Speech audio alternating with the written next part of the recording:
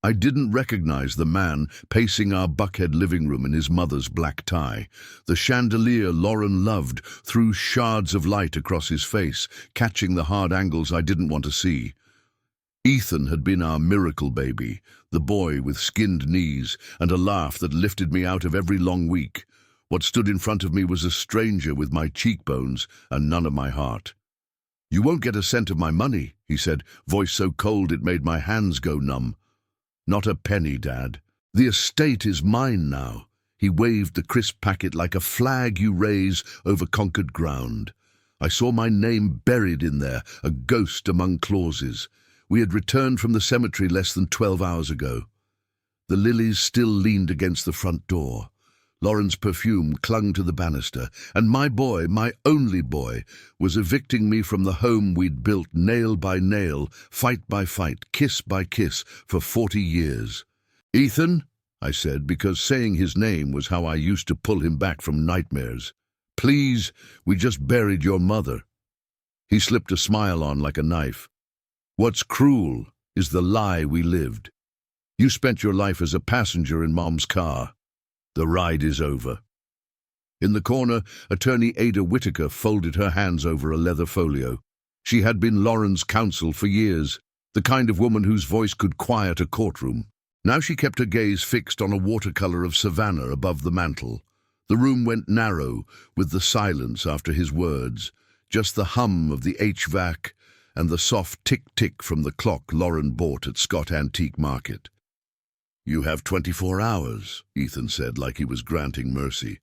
"I don't want to see you here again." I thought of the little boy who used to fall asleep on my chest during Braves games, his breath warm on my neck, his fist wrapped in the fabric of my shirt like it could keep us from drifting.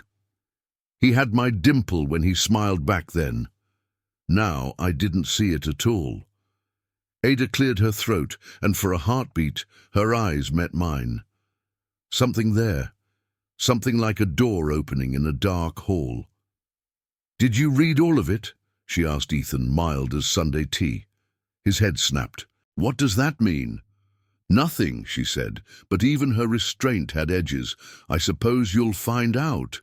He shoved me once, hard enough to stagger me back into the entryway. The umbrella stand rattled. "Get out," he said, "and stay dead while you're at it." The door went off like a gunshot. Outside, Atlanta delivered its storm promise, a fine grey rain needling my scalp, soaking the shoulders of my suit. The azaleas we planted the year Ethan was born wept pink on the path. The windows stared blankly at me. Every brick of the house held a memory. Every memory weighed 1,000 pounds. "Mr. Caldwell, Thomas, wait." Ada's heels clicked fast on the slate walk. She caught up under the awning, holding her folio like a shield. On a day when I felt like furniture someone was done with, she looked at me like a client, a father, a man. "Is it what I think?" My voice was paper thin. "It is." She lowered her voice. "Lauren was a patient strategist. She knew your son's fault lines. She wrote for this exact day." I sat in the front seat of her sedan, with the seat heater whispering under the damp wool of my pants, while Atlanta slid by in the rain, all slick streets and taillights. We didn't speak until we were inside her office. Walnut shelves, diplomas from Emory and Yale, a framed photo of her kids on the Beltline at sunset. "Sit," she said softly, and when I did, she unfolded Lauren's last chess move onto the desk between us. The clause was written in the dry bones of legal language, and it still felt like my wife had reached up from someplace better to take my hand. If the heir exhibited extraordinary cruelty toward the spouse during a defined mourning period, the trust would snap back to the surviving spouse, me, like a rubber band against a careless finger. Ada tapped her phone. "I recorded the conversation in your foyer," she said. "State law permits one-party consent." He performed the clause right in front of a microphone. For a long time, I didn't speak. I tried to. The words came out as quiet, unhandsome sobs that I didn't have the pride to hide, out of grief, out of relief. I pressed my fingers to my eyes until the stars went white. "There's more," Ada said. "Lauren met with me alone 6 months ago. She anticipated all of this. She left you a letter that I was to deliver if today went the way she feared. She also left instructions. Do not trigger the claws yet. Let Ethan believe he sits on the throne. Let him run. Let him trip. It isn't about punishing him. It's about saving him from what money will do to him if no one stops it." "Pretend I'm ruined," I said. The words felt like a disguise I was about to put on, something that didn't fit right. "Yes, she asked you to wait 30 days minimum before pulling the ripcord. In that time, we collect the marrow of his character, not a moment of grief but a pattern. The hotel she took me to was the kind of place I never noticed back when life was big and busy, a mid-rise off Peachtree, with a breakfast room that smelled like waffle batter and burnt coffee. The carpet tried for cheerful with its pattern of suns. The clerk was kind in that way that feels like a hand steadying your elbow. In the room, Ada set a plain envelope on the desk. Lauren's handwriting was there, an old friend, confident loops, the long tail on her Y like a flourish she never apologized for. "To my Thomas, who is stronger than he knows." I broke the seal. "My dear love," the letter began, and I was alone again with her voice. "If you're holding this, it means the rain fell exactly as I expected. I am sorry for the cruelty of secrecy, but you needed to be surprised so he would believe it. I saw our boy changing, and I could not unsee it. So I did what mothers do. I made a plan to keep him from the cliff, even if he hated me for building a fence. The letter was equal parts tenderness and architecture. She told me there were assets Ethan didn't know about. Assets in my name, accounts at First Federal downtown, investments managed by a man she trusted because she made him rich 30 years ago. She told me the password was carved into our history, not the kind of thing you forget if you truly live your life together. 5/15/85. The day I spilled a Coke on her white blouse at Manuel's tavern, and she laughed instead of swearing. The official will spoke about 300 million. The quiet ledger told a different story. "If you are reading, it's because he made cruelty his language," Lauren wrote. "Let him speak it. Let the world hear. Then decide whether to take everything back or give him one last road home. Remember, the goal isn't vengeance, it's resurrection." I set the pages down and pressed my thumbs into the bones over my eyes until the world steadied. I could feel her right there, smart and stubborn as the day she convinced a roomful of men twice her age to fund her first logistics hub. She had always played the long game. I called Ada. "Tomorrow," I said. "Bank." At 9 sharp, she picked me up. The sky had wrung itself out to a hard blue. Downtown was all glass and confidence. Inside First Federal, a private banker named Patricia slid a folder toward me and spoke in the gentle, careful way of someone who knows she's carrying a secret that could crack a life open. "Mrs. Lauren Caldwell was extraordinary," she said. "She arranged redundancies, fire breaks, she called them. The official trust is sizable. The private holdings are larger. With market movement since last quarter, the total in your control is approximately 468 million. My throat went dry. Money isn't love. It isn't even safety. Not really. But in that office, with Lauren's fingerprints all over every decision, it felt like a net she'd left strung between skyscrapers. When we were done, I didn't walk out of that bank a king. I walked out a watchman. The job wasn't to hoard, it was to honor. Back at the hotel, I sat on the bed and stared at the dark TV screen until my reflection looked like someone I could talk to. "All right," I told that tired man. "We wait. We watch. We trust the woman who never lost a fight she needed to win." I turned my phone face down on the nightstand and let the city move without me. I didn't save Ethan by shouting. I saved him by making room for the echo of his own voice to scare him. And if you're listening to this, if these words find you in whatever small corner you've claimed tonight, tell me where you are. Tell me the streetlights you walk under, the city you breathe. If you found something true in this first chapter, give it a little nod. Tap the like, subscribe for more stories that don't blink when life gets hard. I read every note. I carry the places you write from like folded maps in my pocket.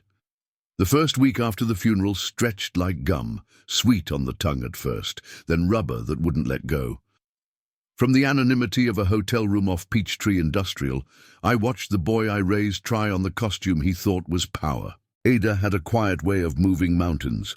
"We'll keep a respectful distance," she said, sliding a manila folder across a diner table at the Majestic at 7 a.m. Lauren arranged all of this. A licensed investigator, narrow targets, only public behavior, only what's necessary to demonstrate pattern. The first report landed on day 3. "Fired the entire household staff," Ada said, reading from her notes, voice stripped of judgment. "Same-day dismissals. We're leveling up," he told them. "Severance? Minimal. He told Mrs. Ramos she belonged in a neighborhood where the leaf blowers don't disturb anyone." I pinched the bridge of my nose until light pulsed behind my eyelids. Mrs. Ramos taught Ethan how to make an omelette without breaking the yolk. She bandaged his elbow when he wiped out on his scooter. She came to his middle school band concert and clapped the loudest for that brave, terrible trumpet. On day 6, a glossy string of purchases. A watch that cost more than my first warehouse. A pair of shoes that would never see rain. A blazer that belonged in a museum of poor decisions. One receipt made my stomach turn. "Champagne at the St. Regis," Ada said. 6 bottles, a round for the table. He told the bartender, quote, "My era starts tonight." I found the remote on my nightstand and turned on the TV to static just to have a sound that didn't feel like gloating. On day 9, he called the Piedmont Club and cancelled my membership with a flourish. He insisted my name be removed from all the donor plaques. I could see the email on Ada's tablet, the blithe sentences of a man proud to undo a decade of work because it made him feel tall. He didn't know this was the thing that would make me cry, not the money, not the house. The plaque by the preschool garden, the Caldwell beds, had little handprints etched into the metal. Lauren's handprint next to mine. 30 kids planted tomatoes there every spring. On day 11, he gave an interview to an online magazine that photographs rich men like exotic birds. The article ran with a picture of him on our front steps in a jacket so tight it made him look perpetually breathless. "I'm done with performative generosity," he said into a recorder. "We're going to invest in things that actually grow." The old guard misunderstood capital. I stared at the ceiling until tears slid into my ears. That's how I cried sometimes now, too tired to turn my head toward a towel. On day 14, the investigator sent a photo that hollowed me out. It was Ethan, arms slung around a woman whose name I never learned, standing in front of the azaleas Lauren loved. He was laughing like he'd earned it. There were also small things that cut deep because of their smallness. He had a painter cover the blue door. Lauren chose that shade after a road trip through North Carolina. Chapel Blue, she'd called it. He painted it black. I walked down to the Waffle House at 2 a.m. and sat in a booth by the window with a plate of scrambled eggs I didn't taste. On the TV, a late-night anchor talked about rain patterns and pollen counts. The waitress called me honey and kept my coffee cup warm just by existing. The first truly public cruelty dropped on the 21st day. The Caldwell Gala began as 20 people in the warehouse break room passing a hat for a shelter down on Boulevard. 10 years later, it lit candles in a ballroom and paid for teeth, textbooks, and the kind of medical bills you only learn exist when the ER nurse softens her voice. This year, the program had Lauren's name on it, and a photo of her standing in a hoodie by a pallet at the loading dock, grinning like she'd just figured out how to make 2 forklifts dance. He showed up and cut the mic. I watched it on camera footage from the hotel laptop, filmed on somebody's phone and passed to Ada by way of a board member who couldn't stop apologizing. Ethan stood under the lights and told a room full of people who loved my wife that charity was obsolete. He rolled his eyes at the director of the shelter and called her sweetheart. He folded the promise of our family into a paper airplane and sailed it into the punch bowl. I didn't call him. I wanted to. God, I wanted to. But Lauren's letter was still warm over the bones of my palm. "You can't save a drowning man by slapping the water," she'd written. "Let him thrash. He has to reach for you, not the other way around." On day 28, I put on a clean shirt, combed my hair like a date, and walked to the MARTA platform just to be in the same city as my life. A teen in a Falcons hoodie played a beat on the metal railing with 2 pencils. An old man in a cap with a Vietnam pin hummed along. That's what Atlanta sounded like, even when your own house had gone ugly. 2 strangers trying to make a song out of waiting. That afternoon, Ada called with a tone I hadn't heard yet, a mix of urgency and something that sounded like the beginning of mercy. "Thomas," she said, "you might want to sit down." I was already sitting. "Tell me." "His new friends weren't friends," she said. "They were professionals, the kind who read obituaries for opportunities. 50 million transferred into a vehicle that doesn't exist, and a gallery that does, but won't by next week." I closed my eyes. The ceiling above me was a strange off-white. I counted each small crack. I didn't picture the money. I pictured Ethan's face when the math hit. "Do we move now?" Ada asked. It wasn't a legal question. It was a father question. "Not yet," I said. "He's still performing. Money's performance art until it runs out of props." And Daddy, I set my phone on the bedspread and stared at the door, as if Lauren would walk in with takeout and the smell of sesame oil. Loss changes time. Minutes either fly like birds or sink like stones. I don't know how long I sat there listening to the HVAC hum and the traffic whisper, long enough for the rain to start again. When the call came from Ethan himself, it didn't sound like my son. It sounded like the boy who once woke me at 3 a.m., whispering that the thunder was walking down the hallway. "Dad," he said, soft and wrecked. Silence swelled on the line. He hadn't called me Dad in a month. "I'm here," I said. The words tasted like a promise I hoped I could keep. Can you come home?" Home. The word made a noise inside my chest. I said yes before I thought enough to say no.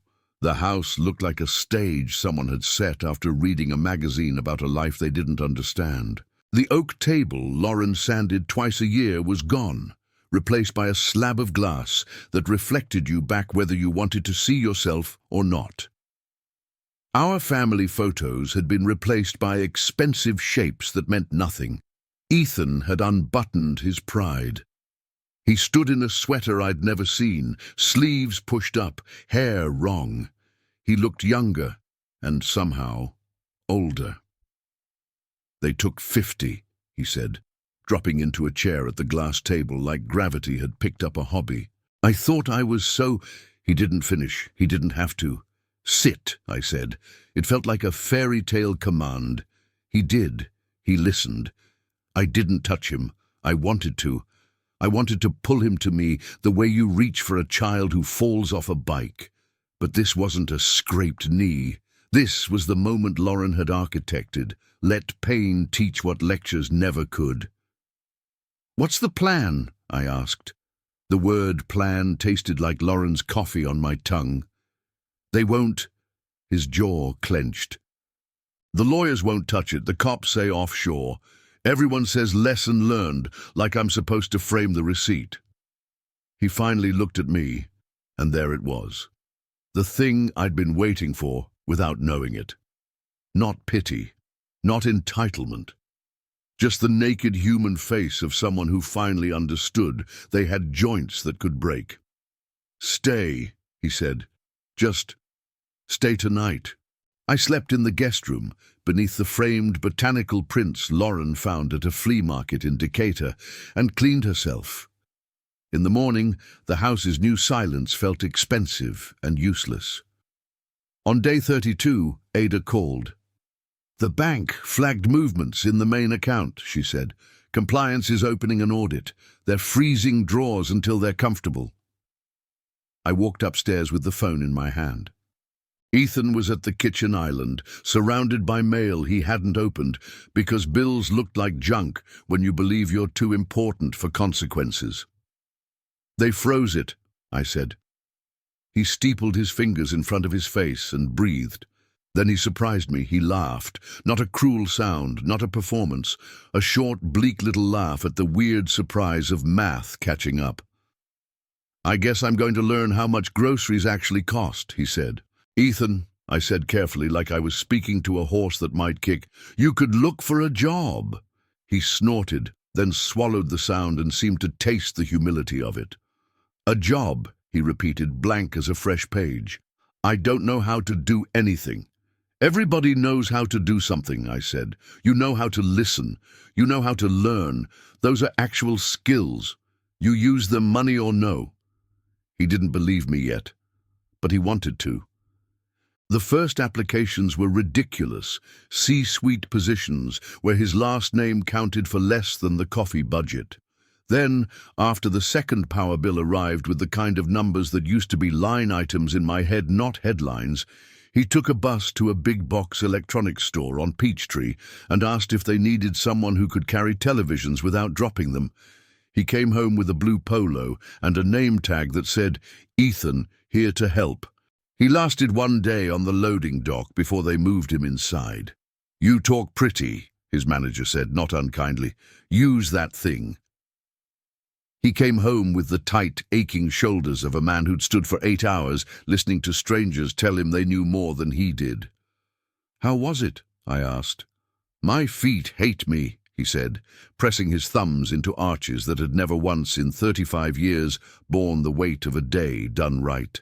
"A kid came in for a replacement cord, and we spent 20 minutes talking about whether his grades mattered if he could code in his sleep. I think I told him the truth. That felt new." 2 weeks in, he stopped complaining about the customers and started talking about the people he worked with. One name kept coming up, Marcus Green. "Marcus has 2 kids and a dad at home," Ethan said over spaghetti that tasted more like salt than sauce. "He does the morning shift, then drives for a delivery app at night. He knows the store like the back of his hand.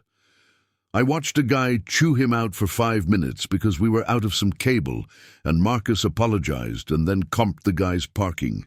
He never once rolled his eyes. He said he's grateful they scheduled him early so he can take his father to dialysis." I chewed and nodded and hid the thing in me that wanted to stand on a chair and shout, "That is a man. Watch him. That's what a man looks like." On day 51, Ethan walked in with his face arranged around an emergency. "Marcus's dad needs surgery," he said, palms flat on the island, as if the counter were the only thing keeping him from floating away. "Insurance won't cover all of it. $8,000 is the difference between we can do this Tuesday and we can't do this at all." He looked at his wrist, then looked at me, and something inside him tilted toward right. "I can sell the watch," he said, voice steady in a way that made my throat tighten. "I don't need it. I never needed it." He listed it. A man showed up with a wad of money and a grin. The next day, I watched Ethan hand Marcus an envelope in the break room on a grainy bit of phone video someone sent me without asking first, the way good gossip sometimes sneaks back into your life as redemption. The hug they shared was short and clumsy and holy. The same week, a letter with a Boston return address slid under the front door like a plot twist. "Dear Mr. Ethan Caldwell," it began, formal as a courtroom. "We regret to inform you that Mr. Harold Whitman has passed. You are named as primary beneficiary. The estate is valued at approximately $75 million. Ethan sat down without nearly enough care for the fact that the chair he chose cost more than the car I drove in 1996. He read the letter twice, then a third time, and each time his face did something different. Hope, fear, confusion, and something that looked like shame being invited in and given a chair. "Of course," he said finally, almost laughing at the cosmic ridiculousness. "Of course now." I made 2 cups of tea. He stared at the steam like it might spell something. "What do you feel?" I asked. "Like I'm being dared," he said. "Like the universe is asking whether I learned anything at all." Ada spread the Whitman documents across her desk like a tarot reader who already knew the ending. Morning slid through her blinds in even bars, striping our hands as if branding us with caution. "Here's the crux," she said, tapping a paragraph with a nail the color of a polished cherry. "Harold wasn't just wealthy, he was watchful. He amended the bequest last year. The inheritance is contingent on a certification by the surviving parent that the beneficiary has demonstrated sustained reform of character. In plain English, you, Thomas, have to sign off." Ethan didn't look at me. He kept his eyes on the clause, like if he stared long enough the words might fall out of their sentences and spell something generous. "Did Mom know about this?" he asked. Ada glanced at me, then back at him. "Lauren and Harold were close," she said. "He sought her advice more than once." He exhaled like he'd been holding his breath since the funeral. "So this isn't just money, it's a mirror." Ada smiled without humor. "Money is always a mirror. Most people don't like what it shows them." We walked out into a downtown morning that smelled like coffee and bus exhaust and the sharp, metallic tender of rain coming again. Ethan's blue polo looked out of place among suits. I liked that. It made him honest. At a light, I said the only thing that mattered. If I said no, if I said you weren't ready, what would you do? He didn't answer immediately. The walk sign flashed a white stick figure. Traffic hissed. A bus sighed into its stop. When he finally spoke, it wasn't a speech. It was a list of facts he was ready to live by. "I'd keep working," he said. "I'd keep making lists of people I owe more than apologies to. I'd take this stupid house and turn it into something besides a shrine to a version of me I'm trying to bury. I'd ask you to keep talking to me, even when I deserve silence." At home that night, he pulled a yellow legal pad from a drawer and wrote names. He didn't show it to me. He didn't need to. I knew who would be on there: the Ramos family, Mr. Ortiz from the warehouse, the shelter director, the school where we promised tablets and delivered only a photo op. He wrote until his handwriting looked like someone else's. He still went to work the next morning. That mattered. You can think about money with your hands on a steering wheel or with your hands on a box of printers. One way disciplines you, one way doesn't. By week 10, the audit on the main account had become a wall of polite emails. Ethan ate cereal at midnight and told me he loved selling warranty plans because making a future problem smaller for a stranger felt like a magic trick he was allowed to perform. He didn't drink it, but he brought home a bottle of cheap champagne and set it in the back of the fridge like a talisman. "For the day we figure out how to tell the truth about who we are," he said, with a grin that looked almost like the one he used to flash after a good Little League hit. That weekend, I drove him to a neighborhood off Moreland, where the sidewalks had cracks that told stories. We knocked on Mrs. Ramos's door, and when she opened it, Ethan didn't try to fix the years in a paragraph. He stood on her stoop and took the weather of her disappointment like rain without running for the car. "I fired you like a king who thinks he made the sun," he said. "I'm sorry. I would like to make it right. On your terms." She kept her arms crossed while he talked. Then her hands softened. She didn't forgive him that day. People like to pretend forgiveness is a switch. It's not. It's a gate you open sometimes and close again when the weather changes. She let him step onto the porch and sit down on the top stair. I could see it from the sidewalk, the way his shoulders dropped a fraction, the way her eyes moved from indictment to inventory. That's how repair begins. With a chair. Back downtown, Ada called with a chirp in her voice, like the first bird testing dawn. Thomas, there's movement on the Whitman file. The Boston notary wants to schedule a certification meeting within 30 days. They've asked for an affidavit from you. What if I need 60? I asked. What if you need 70? She said. We'll take the time your gut tells you is right. That night, we ate takeout on the floor, because the table reflected too much of our faces. Ethan's list had grown to 3 pages.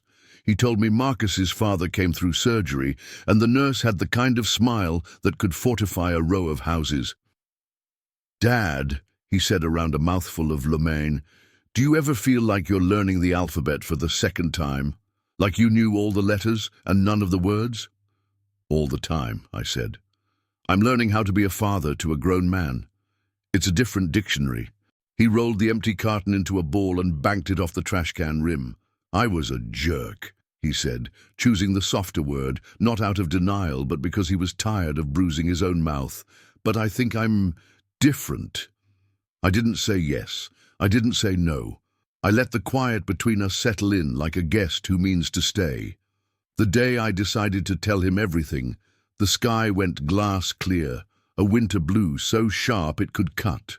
I'd been carrying the weight of Lauren's last scaffolding inside my ribs, and it had begun to feel less like protection and more like a splint that needed removing if the bone underneath was going to remember how to bear weight. We sat in Ada's conference room with the thick glass that turned downtown into a painting. She laid one folder down, then another, and then the one that felt like a hinge. Ethan, I said, my voice steady because it had to be, there's a truth your mother asked me to hold until I believed you were ready. He didn't flinch. He had learned to let pain be spoken out loud without ducking. The will you waved in my face, I said. And this time there was no bitterness in the sentence, only the archaeology of it, was only the will you were meant to see. The real document did not leave everything to you. He blinked once, slowly, like a man clearing rain from his eyelashes. Your mother built a clause, Ada said, her tone tuned to hold both steel and mercy. If you were cruel to your father during a defined mourning period, the trust reverted to Thomas. I recorded your words that day. They met the threshold. He smiled without humor at his own ghost. Of course they did. There are additional assets you never knew about, I said. In my name. Firebreaks your mother set because she understood people and because she refused to let the weather take the house she built. And you could have snapped your fingers, he said quietly, more observation than accusation. You could have made me small any day you wanted. I could have, I said. I didn't because she asked me not to, because she believed you might learn something money would have kept you from ever learning.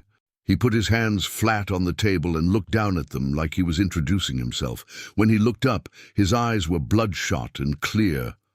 I threw you out of your home, he said, and you... What? Checked into a hotel and waited for me to turn into a person? We laughed, because sometimes laughter is the only hinge on a door that won't otherwise open. There's another truth, Ada said, placing a smaller envelope on the table, Lauren's handwriting a sting of honey across the paper. A safety deposit box in Boston. It contains instructions for a day Lauren believed would arrive. We didn't open it because the conditions weren't met. Now they are. What conditions? Ethan asked. 3 months of work for wages, she said. A documented act of generous sacrifice, signed reconciliation between you and your father. She wrote like a tactician and a poet. He nodded. He wasn't surprised. He was humbled by being seen so completely by a woman he loved and didn't understand in time. And the Whitman money? He asked. Do you sign? Tell me what you'd do if I did, I said. He reached into his backpack and pulled out a notebook so battered it looked like it had lived in 2 lives. He opened to a page where names marched down the left margin and numbers down the right. I make phone calls and I don't ask for forgiveness, he said. I lay out restitution and ask for accountability. I pre-fund the shelter for 3 years, no press release. I put money into scholarships for warehouse kids who can't take unpaid internships. I pay Mrs. Ramos and Mr. Ortiz with back pay and interest. I start a fund for families who are exactly $8,000 away from disaster. And I keep 30% liquid for the day I fail at something and need to fix it fast. And for you? I asked. What do you live on? A salary, he said, surprising both of us with the ease of it. One that would make Lauren roll her eyes and say, "Okay, fine, you're not a martyr." Ada cleared her throat. "I'll prepare the co-management agreement," she said, "if that's where we're headed." "It is," I said, and my voice didn't waver. Ethan swallowed, then got up and walked to the window. He put his forehead to the glass. The city moved below us, indifferent and beautiful. "I'm sorry," he said, not for the first time and not for the last. Not for the optics, for the harm.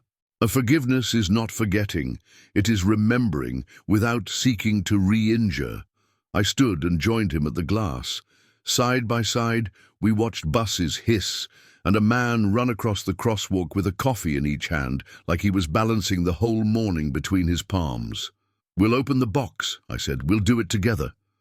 The Boston Bank had a vault that smelled like cold and old paper.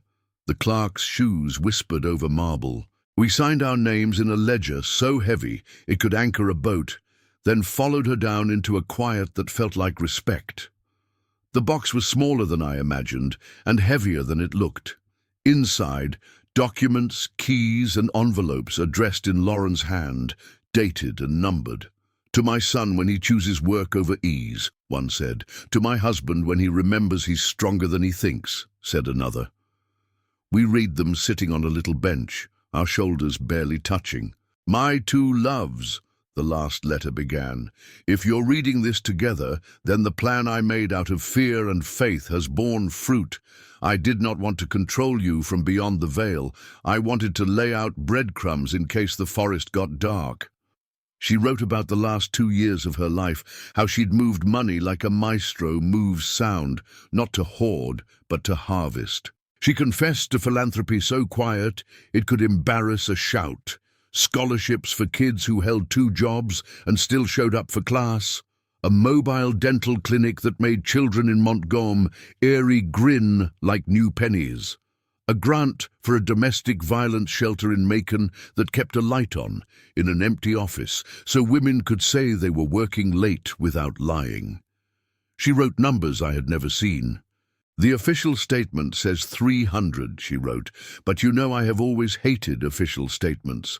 The truth is closer to 650, with obligations built into the bone. If you are not careful, it will either save the town or burn it down." The deed packets were labeled with cities: Birmingham, Savannah, Scranton. Modest houses near places she had invested. Operations centers, she called them. "Do not build an empire," she wrote. "Build a network of tables and pull up chairs." On the flight home, Ethan stared out the window at the stitched-together quilt of the country. He tapped his fingers on the armrest in a rhythm I recognized from when he was 10 and couldn't sit still through the Nutcracker. "I thought money was a blanket," he said finally, voice pitched low so only the air between us would hear it. "Turns out it's a mirror and a megaphone." "What do you hear?" I asked. "Myself," he said, "for the first time, not the version I paid for." We landed into rain, because of course we did. Atlanta was made of weather this year. Ada had the co-management paperwork ready. We signed in a flurry of initials and full names and dates that would mean something to some future auditor and something else to a couple of men who had decided pride wasn't a useful houseguest. We built the first rule: 35% of annual returns earmarked for grant-making with no press. The second: living wages for anybody we employed. The third: never fund anything we weren't willing to show up for in person. Ethan went to work the next morning anyway. He told Marcus he'd be there for the 8 a.m. truck, and he meant it. "Why don't you quit?" Marcus asked, halfway between curiosity and a dare.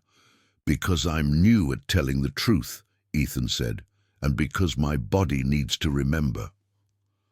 On Sunday, we sat at Lauren's grave on a blanket that would come home damp and used. The ground was soft. The weather smelled like green. I told her everything out loud because talking to the dead is sometimes just talking to yourself with an audience that won't interrupt. "Your plan worked," I said, "but it also broke me and put me back together in a shape I didn't know was possible." Ethan placed his palm on the stone, fingers spread wide like he wanted more of it to count. "I don't deserve any of this," he said, "but I want to be the man who earns it retroactively." "Then be him," I said. "You don't fix a life with a press release. You fix it with phone calls you dread making and checks you write without a selfie." We started with the shelter. I dialed. The director answered on the second ring, voice tight like a cord drawn too taut. "This is Thomas Caldwell," I said. "I owe you an apology and a guarantee." There was a long pause. You could hear papers being straightened, a heart deciding whether to listen. "Go on," she said. "We failed you," I said. "We turned a promise into a prop. We will fund operations for 3 years at levels that assume growth and emergencies. No gala, no photos, just a board covenant we will sign and gladly be held to." She didn't cry. Neither did I. We both made small noises only professionals make when they've learned to keep the lid on so the soup doesn't slosh. "Thank you," she said, and it sounded like 2 words made of steel. Ethan knocked on doors. He stood on stoops. He didn't have a speech. He had receipts. To the Ramos family, back pay with interest, health insurance for a year, and a letter of recommendation on Caldwell letterhead that didn't read like a favor, but like the truth. To Mr. Ortiz, a signed contract to run landscaping for all Caldwell properties at a rate we should have paid years ago. To the warehouse, a scholarship line item in the budget, so kids who work through the night could go to class in the day without choosing between rent and reading. We built the Caldwell Work Relief Fund with a mandate so simple it felt like cheating. If $8,000 or less stands between a family and catastrophe, we will bridge it in 48 hours or less. No 16 forms, no humiliation, just a verification phone call and a check. Word got around, not the glossy kind of word that prints well, the kind that moves through break rooms and church basements and school pickup lines, which is how we met our first storm. A reporter called. Of course she did. She had the tone of someone who named names for a living and liked the way ink smelled. "Mr. Caldwell," she said, "we've heard about the fund. Some say it's a way to launder reputation." "I think you're giving me too much credit," I said. "If I wanted to launder, I'd hire consultants with better hair." She didn't laugh. "Why now?" "Because my wife died and told the truth with her will," I said. "Because grief made me mean for a while, and then made me patient. Because my son did harm, and then did work." She asked the same question 4 ways, like a prosecutor's polite cousin. I gave the same answer 4 ways, not because I had a line to sell, but because you can only tell the truth you know. The article came out with a headline that was neutral if you squinted. The comments were not. People don't forgive rich men with ease, and they shouldn't. We printed the piece and taped it to the office wall under a sign that said, "Commitments, not kudos." That afternoon, Ethan came home with grease on his collar from unloading a pallet because nobody else was around to help. He read the article, shrugged, and grabbed a mop because the pantry floor was sticky. "You okay?" I asked. He wrung the mop and grinned, a little crooked, a little tired. "I didn't sell televisions today," he said. "I talked a grandmother into a router that won't drop her Zoom call with a kid stationed in Germany. Felt like ministry." Our first mistake was fast and human. A grant to cover a roof repair for a daycare in College Park went sideways when the contractor pocketed a deposit and vanished. We hadn't built an advanced verification step for subs. That was on us. Ethan came into my office with the file and the kind of look that says, "This one is my fault, even if it's not." "Fix it," I said. "Then fix the process." He did. He dipped into the contingency fund we'd set aside for exactly this and called 12 contractors until he found one who'd been married to the same woman for 30 years and sent Christmas cards with glitter that got everywhere. Then he and Marcus spent a Saturday painting trim because the new contractor didn't do trim, and kids deserve pretty rooms even when nobody writes a story about it. We wrote a new rule: never pay a contractor directly. Pay via an escrow that releases on milestones. Boring saves lives. The Whitman certification hearing in Boston was quiet, almost anticlimactic. A notary asked questions that were either simple or impossible. Describe a specific circumstance in which the beneficiary demonstrated empathy without expectation, and I told the story of the watch without making it a parable. Ethan spoke about the first time he counted out change from the cash drawer and felt like he'd been entrusted with something holy. We signed papers. The notary smiled like a woman who'd seen every version of this story and still believed in the good ones. Funds landed 2 weeks later. We didn't buy anything. We bought time for other people. Lauren's city houses became hubs. In Savannah, a bungalow on a corner with a live oak like a cupped hand turned into a place where single dads learned to read bedtime stories out loud without feeling foolish. In Birmingham, a faded yellow ranch behind a church hosted a Thursday night legal clinic where people discovered what their rights actually were, not what someone told them they were, once on a loud sidewalk. At the Atlanta hub, I kept a ledger book with line items written in neat small script like my grandfather's. Mrs. M, 2 months rent, eviction avoided. Darius R, HVAC repair, job maintained. Midtown shelter, grant number 3 released. Winter supplies. Marcus G, his father, medication gap, covered. Ethan kept working shifts he no longer needed to until the day he didn't, until he walked in with a resignation letter written in careful pen and a box of donuts, because institutional memory deserves sugar. "You leaving us?" his manager asked, leaning on the counter with a face that said both pride and loss. "I'm changing which counter I lean on," Ethan said, offering a donut. He cried in the car afterward because he was allowed to. At Lauren's grave on a hot July day, we took off our jackets and sat in shirt sleeves and sweated, and told her about the daycare roof and the phone call from a teacher in Decatur, and the little boy who now wore glasses and could see the board, and thought that meant he had become smart overnight. "You were right," I said to the stone and the sky, about everything. The first beneficiary to push back looked me in the eyes and called me by my first name like we'd grown up on the same block. Because in a way, now we had.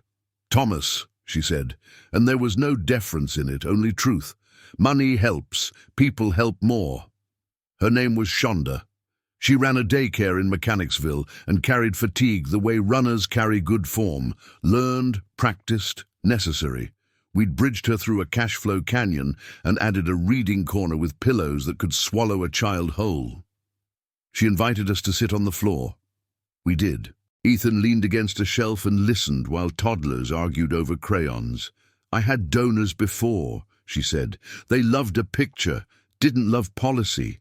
If you want to help, sit with me at City Hall when they try to raise fees by calling them something else." We did. We learned to love policy slowly and against our will. It tasted like paper. It moved like molasses. It mattered like oxygen. We put on jackets and ties and stood behind women like Shonda and kept our mouths closed because the point wasn't our voices. Word spread differently this time. A council member called me Sir with suspicion and then later with respect. A man I used to nod at across a club table and call Buddy called me Mr. Caldwell when he wrote a check, and I told him it would go out the door within a week. At home, Ethan and I hung the first photograph in months that wasn't art trying to be expensive. It was a picture of Lauren standing in the middle of the warehouse the year we could finally afford climate control. She has her hands in the air like a referee who just called a field goal. There's dust in the light and triumph on her face. "God, I miss her," Ethan said. "Not like an apology and not like an excuse, just like a man telling the truth to a wall that has ears." "I do too," I said.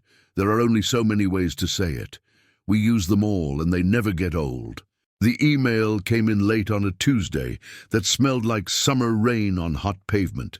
The subject line was a name, Marcus Green. I clicked. "Boss," Marcus wrote. He called everybody boss, equal parts respect and kindness. "Put me down as a volunteer most evenings. The boys are with their grandma more now, and I've got time. I've got some ideas about weekend hours, too." Ethan called him at once and made a sound I hadn't heard in years, the yelp he used to make when the Braves hit a homer in the bottom of the ninth. At the next staff meeting, we handed Marcus a small stipend and a big mandate. "Teach us how the Saturday line forms, how needs show up when the official people go home." He did. We learned the rhythm of the city when it's off the clock. We adjusted. We stayed later. We made coffee at 9 p.m. because sometimes caffeine is compassion. On Sundays, we still went to the grave. Grief had turned from a constant storm into a weather system that visited and receded like honest seasons. We brought folding chairs now and sometimes books. We introduced Lauren to our week like a grandmother you visit and update on the kids. "Shonda made the council blink," I told her one afternoon, pleased in a way that made my teenage self proud. "They tabled the fee hike." "Marcus wants to build a tool library," Ethan added, eyes bright. "Says he's tired of watching men buy a drill for one hole and then watch it rust." "You always said the world breaks your heart open and then pours purpose in," I said to the stone. "It's doing that." The accusation came in the middle of a Tuesday, shaped like a checklist. A man stood up at a neighborhood meeting in Pittsburgh and said what some folks had been thinking but were too polite to say. "You're buying absolution," he told me, eyes hot. Nobody rushed to smooth it over. That was good. We didn't need a volunteer chorus. "I earned the need for absolution," I said, heart beating double time, because truth told in public feels like standing barefoot on asphalt in July. What I'm buying are groceries and roofs and time. If absolution comes, it won't be on a receipt." He stared a long moment, then sat. We went back to business. Later, he stayed behind. We walked the block. He told me about a sister who'd needed $800 and got it, and how he'd been waiting to be mad anyway, because sometimes anger keeps you warm. We shook hands in the blue light between street lamps. A year and a half after the funeral, we dedicated the 10th Caldwell Learning Room in a public school that smelled like pencil shavings and old victories. Kids sat cross-legged on a rug made of rectangles the color of optimism. Teachers leaned in doorways like people making sure the world didn't shift while they weren't looking. I spoke first, because someone had to start. I told a room full of people whose lives contained more urgent stories than mine, that I had been a man who mistook comfort for virtue and who married a woman who knew the difference. I told them grief had taken my house and given me a map. I told them money isn't love and isn't safety, but can be a vehicle for both if you drive like you're carrying other people's children. Ethan went next. He didn't bring notes. He doesn't need them now. He talked about the first paycheck that felt like a handshake with himself. He talked about the day he sold a watch and slept like a man who owned less and more. He said his mother's name and didn't break on it. He handed a plaque to a teacher who hung it crooked and then left it crooked because the point wasn't lines. Afterward, in the hallway, he leaned against a locker and looked at the chipped paint like it was a pietà. "I kept the blue polo," he said. "It reminds me how human I am." "You don't need reminders," I said, smiling, "but keep it anyway." That night, we drove to the cemetery with 2 folding chairs and a plastic container of grocery store chicken that tastes like childhood if you don't interrogate it. It rained, because of course it did. A soft, obliging summer rain that dots your shirt and lets you pretend you don't have anything to prove. We did the room, I told Lauren. Shonda's daycare added a second class. The tool library checked out 43 drills in 3 weeks. Marcus laughed today, Ethan said. Not the tired laugh, the one that sounds like possibility. We sat a while. A rabbit darted through the grass like punctuation. The city hums differently in a cemetery. It's not quieter. It's more honest. I didn't save him with money, I said aloud, half to the stone and half to the bit of me that still doubted. I saved him by waiting for him to want the life that money can't buy. Ethan reached over and set his palm on my knee, the way sons do when they have learned that affection is strength and not currency. Thank you for not giving up on me, he said. I almost did, I said, because I will not lie to the dead or the living. Your mother didn't let me. We packed the chairs into the trunk. The rain let up. The road home was the kind of wet that makes light look like a miracle you can drive through. The house we returned to is not the house we built, not quite. Some of the furniture is new, some of the holes in the drywall have photographs hung over them.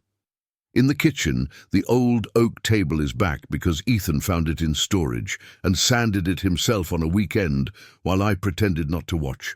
Our lives are made of ledgers now, of names and numbers and dates and phone calls and roofs. They are also made of laughter in bad chairs, of coffee with too much cream, of grief that visits like a polite aunt instead of a hurricane. Sometimes late, I still hear Lauren's voice in how the house breathes. Not words, just the shape of her attention. It may be that love is simply the discipline of attention kept across years and changes and rain. She taught me to play the long game. We are still playing. The prize is not the money. The prize is the man my son is when nobody is watching.